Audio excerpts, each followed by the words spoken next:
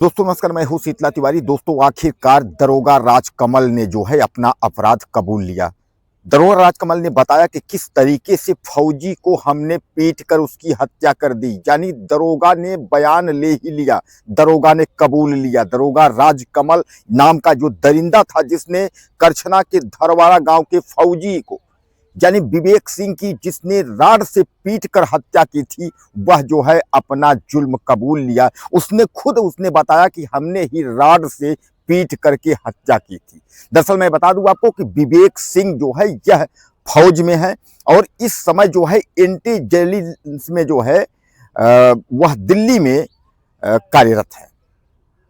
यानी दिल्ली में कार्यरत के बाद 29 तारीख को उनके चचेरी बहन की शादी थी। वह चचेरी बहन के शादी के लिए वह प्रयागराज आए थे और प्रयागराज के करछना यानी अपने गांव कौंधियारा में जो है वह धरवाड़ा से वह कोहड़ार जो है गए थे कुछ सामान वामान के लिए। कोहड़ार से वह लौट रहे थे।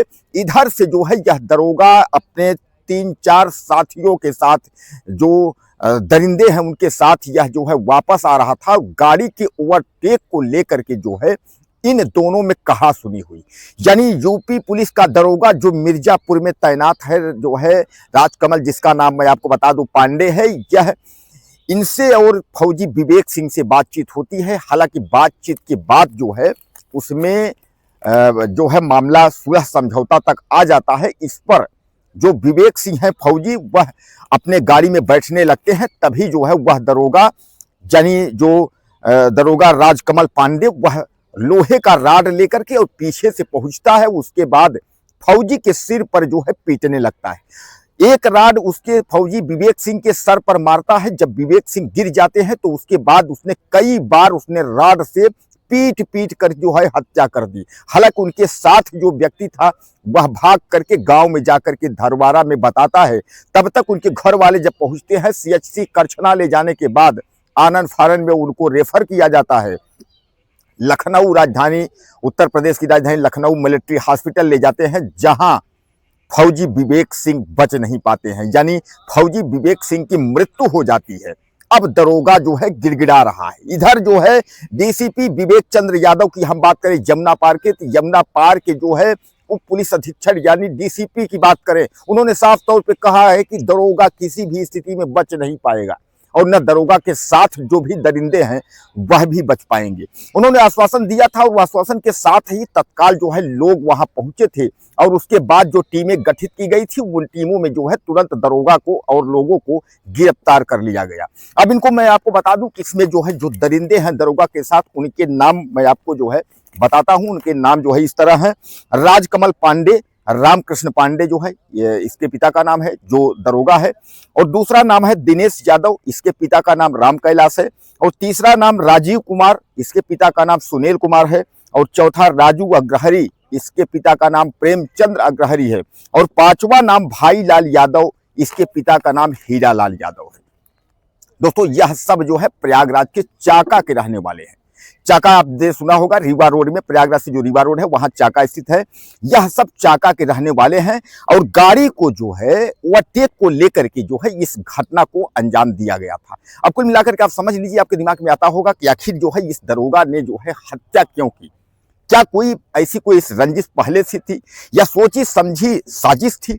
जिस दरोगा को न्याय करना चाहिए, लोगों को जो है समझाना चाहिए, बताना चाहिए कि इस तरीके की घटना को अंजाम न दिया जाए, और वही दरोगा अगर पीट पीट करके हत्या कर रहा है तो कहीं ना कहीं इसमें बहुत बड़ी तरीके से गेम प्लान है। लेकिन कुल मिला के आप यह भी मान के चलिए कि यह दरोगा जो है राजकमल पांडे जो है यह बर्बाद हो गया, मिट्टी में मिल गया, सब कुछ इसका खत्म हो गया, क्योंकि जेल के सलाखों में जो है अब चक्की पीसने की इसकी तैयारी हो गई। डीसीपी विवेक चंद्र यादव, हम यादव जी की बात करें, उन्होंने साफ तौर पे यह कहा है किसी भी स्थिति में जो है इसको बख्शा नहीं जाएगा। डीसीपी और जो प्रयागराज जो पुलिस प्रशासन है उन्होंने साफ तौर पे कहा है, और खासकर डीसीपी विवेक चंद्र, कि हर तरीके से जो है जो पीड़ित परिवार है, जो फौज का जो सेना के जवान जो विवेक सिंह है, उनका जो है हर स्थिति में जो है मदद की जाएगी। अब मैं आपको बता दूं कि विवेक की शादी अभी हाल में 3 साल पहले हुई थी।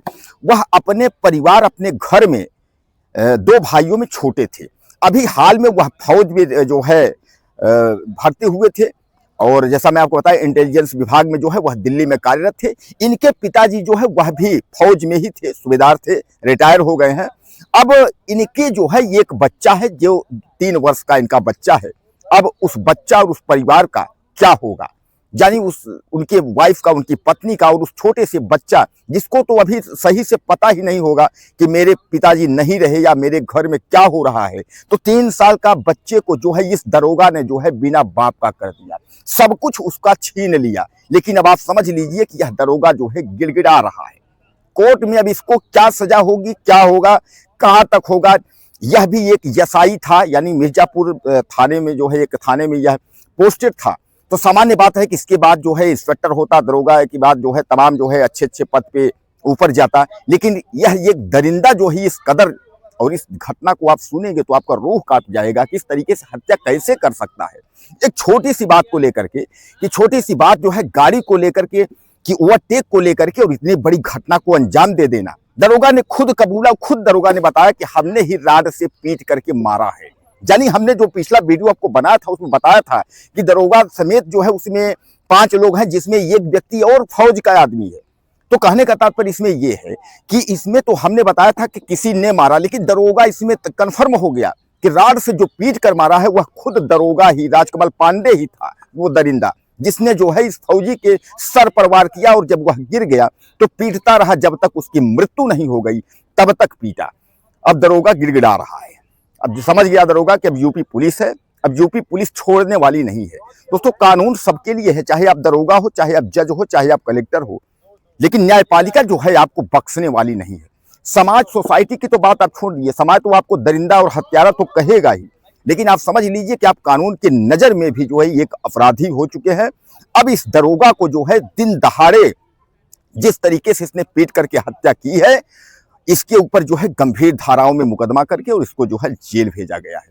दोस्तों, आपको क्या लगता है, ये करछना, प्रयागराज के करछना अंतर्गत धरवाड़ा की घटना है, इस पर आप क्या कहना चाहेंगे? अपनी राय मुझे आप ज़्यादा से ज़्यादा दीजिएगा। चैनल को सब्सक्राइब कर लें। अगले वीडियो में फिर मिलते हैं। नमस्कार।